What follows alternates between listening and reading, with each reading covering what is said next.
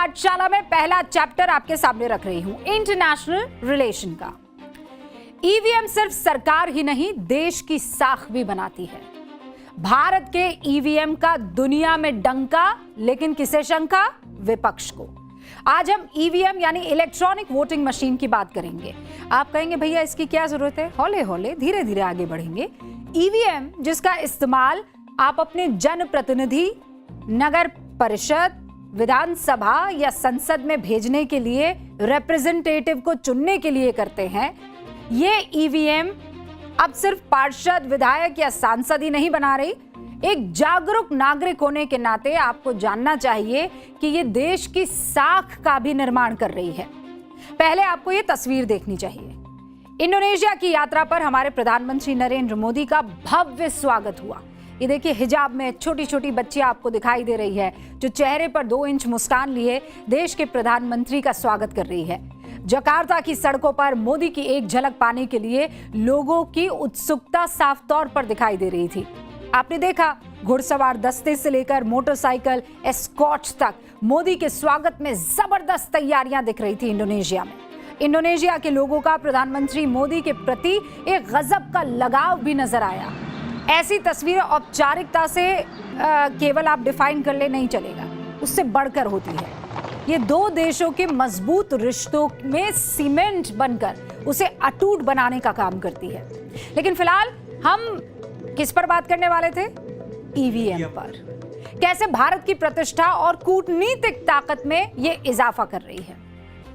भारत और इंडोनेशिया के बीच आज जो 20 समझौते हुए हैं, उसमें एक समझौता ईवीएम को लेकर भी है। लेकिन उस पर मैं बात करूं उससे पहले ये 5 बड़े समझौते क्या है, बहुत आसान भाषा में आपको समझा देती हूं।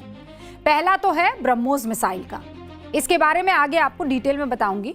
दूसरा है गेहूं के बीज, मतलब ये जो गेहूं है, गेहूं के बीजों की सप्लाई जो भारत इंडोनेशिया को देगा।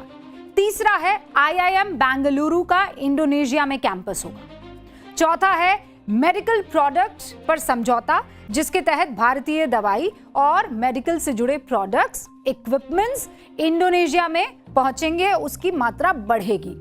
पांचवा बहुत अहम है, जिसके बारे में अब बात करनी है, वो है दोनों देशों के चुनाव आयोगों के बीच MOU समझौता। इसमें भारत इंडोनेशिया के लिए इलेक्ट्रॉनिक वोटिंग मशीन बनाने में मदद करेगा। एक खास शब्द का इस्तेमाल किया, कोई बता सकता है? डेमोक्रेटिक सहयोग। हम डेमोक्रेटिक सहयोग को और मजबूत करने जा रहे हैं। इस शब्द के माने आप समझ रहे हैं?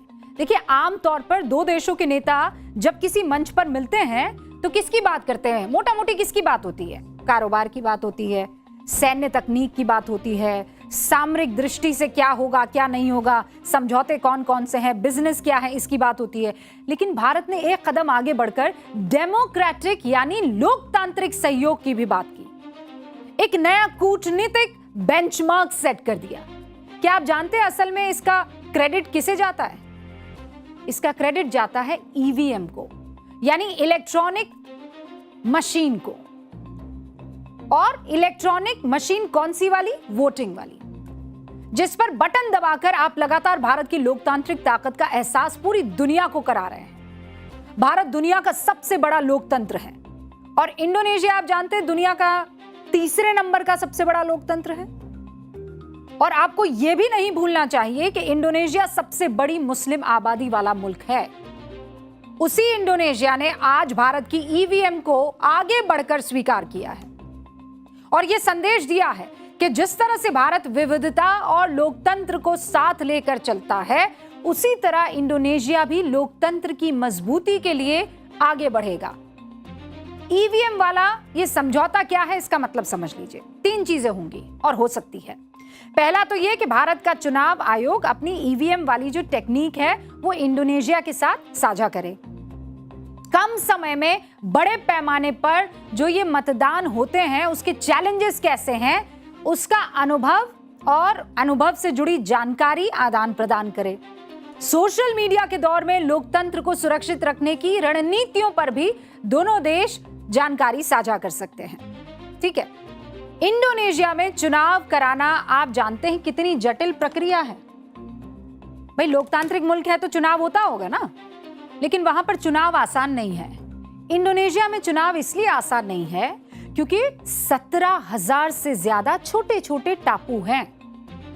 वहां पर एक साथ चुनाव होते हैं और अब तक वहां बड़े पैमाने पर ये जो चुनाव होते थे वो मशीन से नहीं होते थे, कागजी मत पत्रों का इस्तेमाल उसमें किया जाता था, तो नतीजे आने में लंबा वक्त लगता। बैलेट पेपर्स को नावों से, हेलीकॉप्टर से, दुर्गम रास्तों से हर आइलैंड, हर द्वीप पर पहुंचाना पड़ता था, फिर वापस उन्हें सुरक्षित लाना भी पड़ता था। आप समझ सकते हैं कि चुनावी खर्च इससे कितना बढ़ जाता होगा।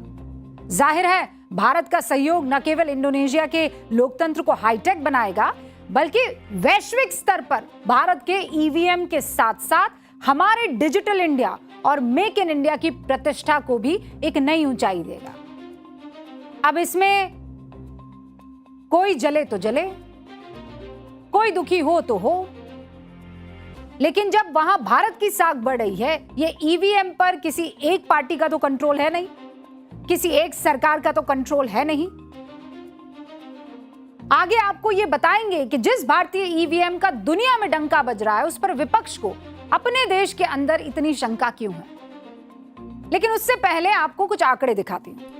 भारतीय ईवीएम को इंडोनेशिया में जो पहचान मिल रही है, ऐसा नहीं है कि पहली बार ऐसा हो रहा है। इससे पहले नेपाल, भूटान, नामीबिया भारत के इलेक्ट्रॉनिक वोटिंग मशीन ले चुके हैं, वहां निर्यात की जा रही है। अच्छा, फिर Mongolia, Madagascar, Myanmar, Cambodia, Fiji, ये वो देश है जो भारत से वो इंक लगाते ना आप लोग हाथों पर, हम भी लगाते हैं, वो वाली इंक, वो स्याही जो है वो मंगवाते हैं भारत से, जो वोटिंग के दौरान आपकी उंगली पर लगाई जाती है और क्या खूबसूरती से ऐसे दिखाते हुए फोटो खिंचवाते हैं, ऐसे जैसे लोकतंत्र का सबसे महंगा गहना जो है आप ही की उंगली पर आया है, हीरे वाली अंगूठी की तरह।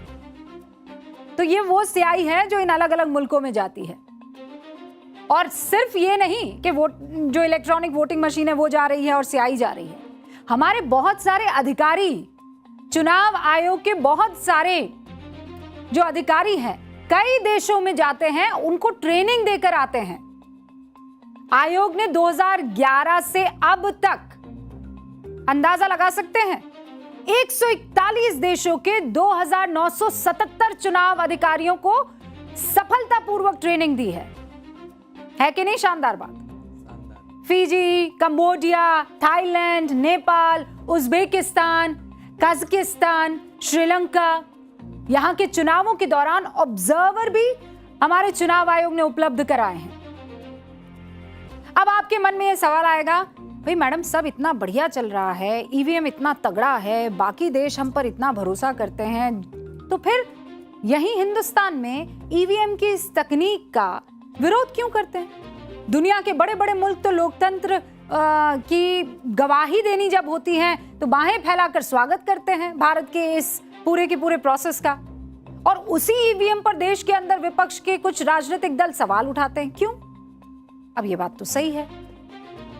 कुछ आरोपों की लिस्ट भी आपके सामने रख देती हूं ताकि आपकी याद ताजा हो जाए। हालांकि मुझे पता है कि आप लोग बड़े इंटेलिजेंट हैं। अलग अलग समय पर अलग अलग विपक्षी दलों ने, कभी कांग्रेस ने, कभी समाजवादी पार्टी ने, कभी तृणमूल कांग्रेस ने, बहुजन समाज पार्टी से लेकर आम आदमी पार्टी ने, जिस किसी ने भी हार का मुंह देखा उसने क्या किया? ईवीएम को आगे लाया।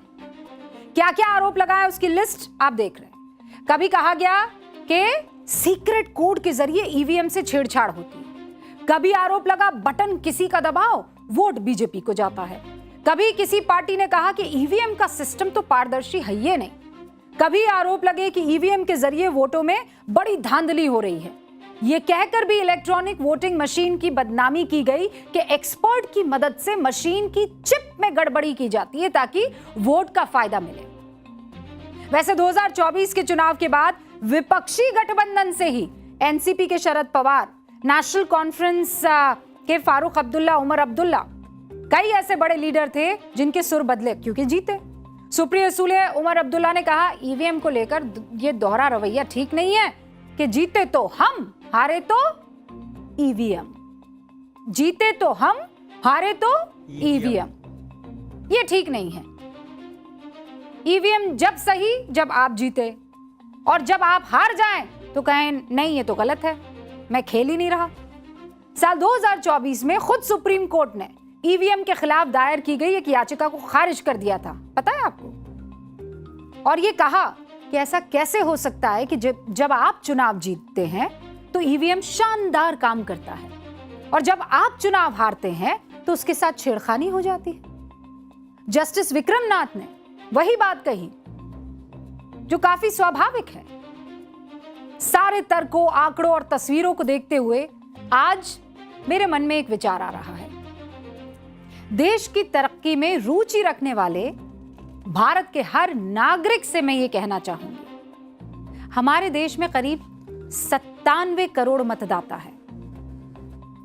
देखा जाए तो दुनिया के किसी भी देश में इतने बड़े पैमाने पर और इतने सॉलिड तरीके से डिजिटल वोटिंग नहीं होती है। अमेरिका जैसे विकसित देश भी मतपत्रों यानी बैलेट पेपर से ही वोटिंग करवाते हैं और जलते हैं हमको देखकर।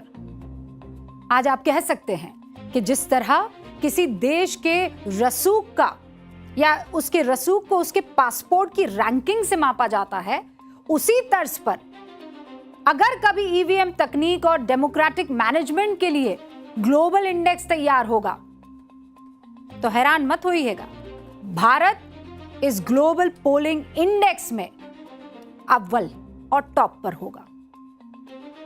अब आगे बढ़ते हैं, लेकिन रहेंगे वहीं कहां जहां अभी प्रधानमंत्री है। प्रधानमंत्री कहां है?